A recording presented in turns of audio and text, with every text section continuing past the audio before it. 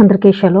ముందు వీడియోలో మనం ఫరో ఇశ్రాయేలీల పట్ల ఏ విధంగా ప్రవర్తించాడు అనే విషయాల గురించి మనం చూసాము. వారిని నాశనం చేయాలి అని ఆయన ప్రయత్నించగా వారు అంతకంటే ఎక్కువగా అభివృద్ధి అవ్వడం మనం చూసాము. ఆయనకు బిలాము సలహా ఇవ్వడం జరిగింది. ఆ తర్వాత ఆయనకు సలహాదారులు ఇద్దరు రావడం అనేది జరిగింది.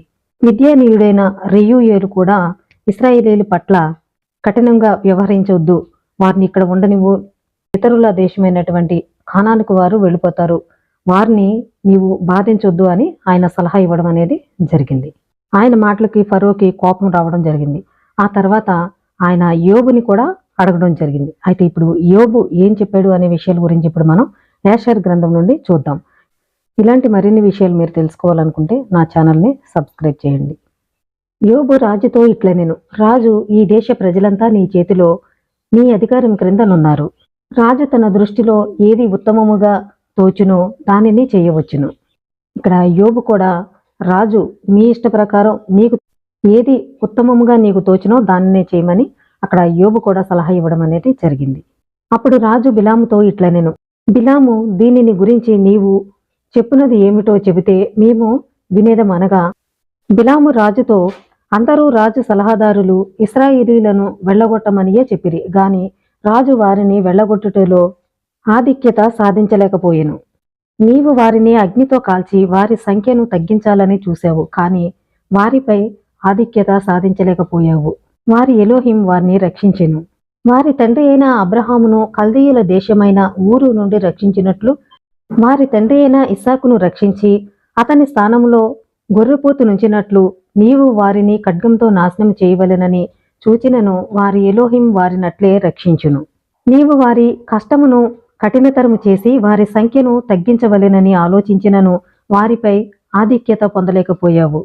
వారి తండ్రి అయిన యాకోబు లాబానుకు సేవ చేసి కష్టమైన పనులు చేసి తను ఐశ్వర్యవంతుడగునట్లు వారు ఇంకనూ అభివృద్ధి చెందిరి. కాబట్టి ఇప్పుడు ఓ రాజా, నా మాటలు విని ఇశ్రాయేలీలకు వ్యతిరేకంగా ఇచ్చు నా సలహాను వినినట్లయితే నీవు వారిపై ఆధిక్యత పొందెదవు. దీని నుండి నీవు తొలగిపోవు. నీకిష్టమైతే రాజునొక ఆజ్ఞ జారీ చేయవచ్చును. ఆ ఆజ్ఞలో ఈ దినము మొదలుకుని పుట్టిన పిల్లలను నీటిలో పడవేయవలెను. ఈ విధముగా చేసినచో వారి పేరును తుడిచివేయవచ్చును. ఈ విధముగా వారికి గాని వారి పితరులకు గాని జరిగి ఉండలేదు. బిలాము చెప్పిన మాటలు విని రాజు అతని రాజకుమారులు దీనికి అంగీకరించిరి. రాజు బిలాము చెప్పినట్లు చేసెను. ఫరో బిలాముని సలహా అడిగినప్పుడు ఆయన, వారి పితరులకి వారి ఎలోహిం తోడుగా ఉన్నాడు కాబట్టి వారిని ఏమీ చేయలేకపోతున్నావు. నువ్వు ముందు కూడా వారి పట్ల కఠినంగా వ్యవహరించినా దానికి రెట్టింపు వారు అభివృద్ధి పొందారు. కాబట్టి నేనిచ్చే ఈ సలహాను నువ్వు పాటించు, దీనికి తిరుగుండదు అని ఆయన చెప్పడం అనేది జరిగింది. వారికి పుట్టిన ప్రతి పిల్లలను నీటిలో పడవేయమని అక్కడ ఆజ్ఞాపించడం అనేది జరిగింది, సలహా ఇవ్వడం జరిగింది. రాజు ఐగుప్తు దేశమంతటను ఒక ప్రకటన చేస్తూ ఒక శాసనము చేసెను.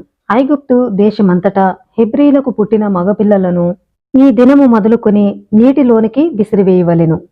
ఇశ్రాయేలీలకు పుట్టిన ప్రతి మగబిడ్డను నీటిలోకి విసిరివేయమని అక్కడ ఆజ్ఞాపించడం జరిగింది.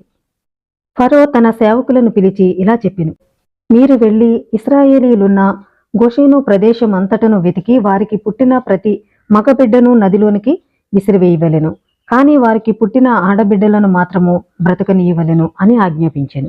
ఇశ్రాయేలీలున్న ప్రాంతానికి వెళ్ళి మొత్తం వెతికి అక్కడున్నటువంటి మగబిడ్డలందరినీ కూడా నీటిలోకి విసిరివేయమని ఆజ్ఞాపించడం జరిగింది.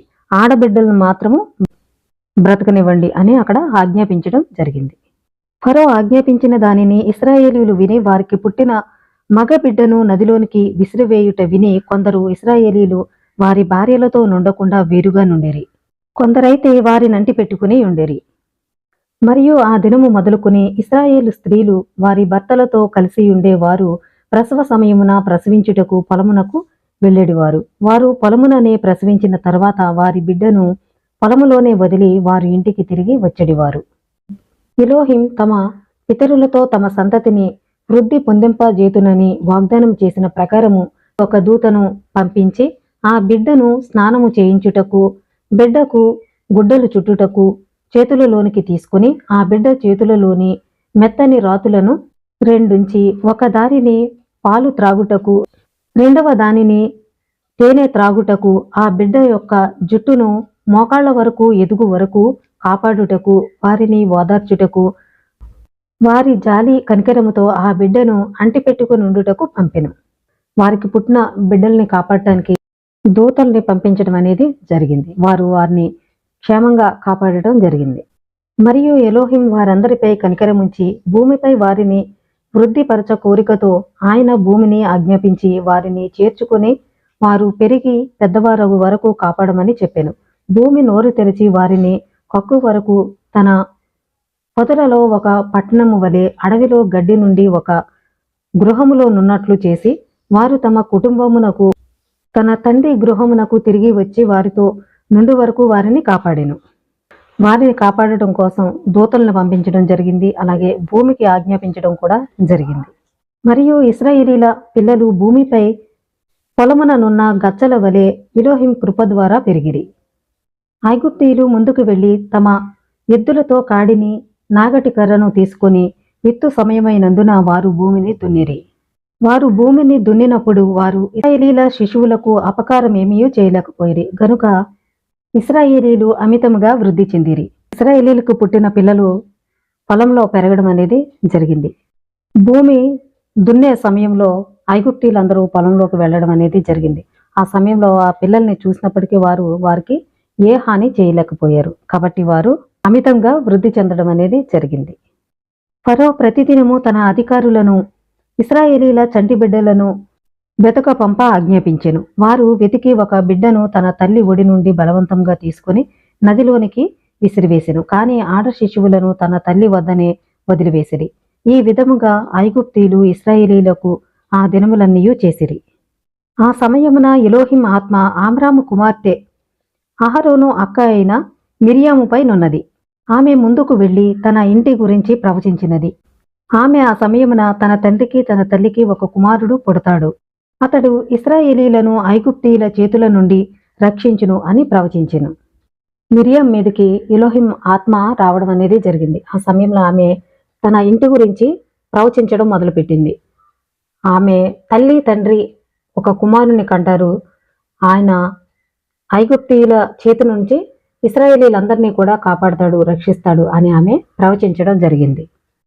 ఆమ్రాము తన కుమార్తె మాటలు విని తన భార్యను తీసుకుని బయటకు త్రోలివేసెను. ఆ సమయముననే ఫరో ప్రతి ఇశ్రాయేలీల మగబిడ్డను నదిలోనికి విసిరివేయమని ఆజ్ఞ వేసెను. అలాగూ ఆమ్రాము 3 సంవత్సరముల అనంతరము తన భార్య అయిన యోకెబెదును కూడగా ఆమె గర్భవతి అయ్యెను.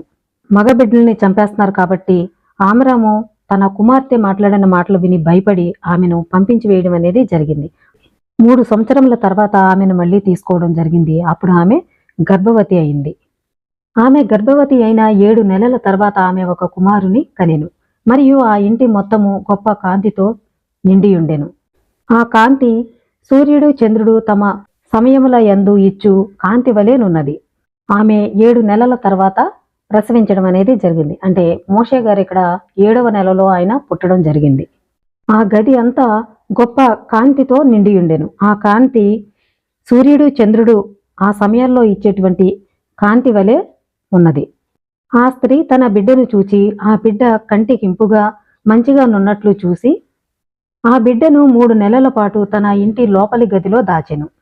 ఆ దినములలో ఐగుప్తీయులు అక్కడ హెబ్రీయులను నాశనము చేయుటకు కుట్ర పన్నిరి. మరియు ఐగుప్తు స్త్రీలు ఇశ్రాయేలీలున్న ప్రాంతమునకు వెళ్లి వారు ఇంకా మాటలు రాని పిల్లలను వారి భుజములపై వేసుకొని పోయేడివారు.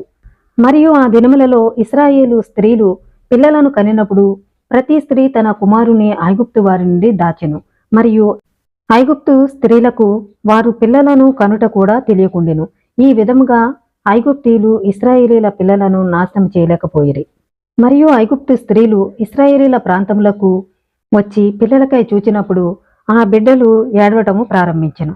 లోపలి గదిలో నుండి బిడ్డ ఏడుపు వినిపించగానే ఐగుప్తు స్త్రీలు వచ్చి ఆ ఏడుపు విని వెళ్లి ఐగుప్తు రాజైన ఫరో ఇంటికి వెళ్లి చెప్పెను.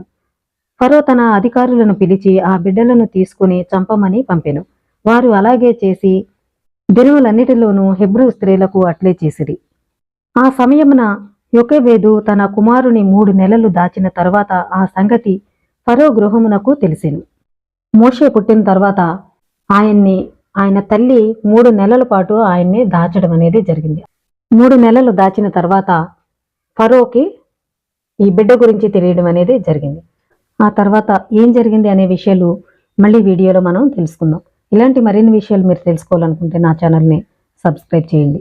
యాషారు గ్రంథం కావాలి అనుకుంటే వారు నాకు కాల్ చేయండి. 6305883347కి కాల్ చేయండి.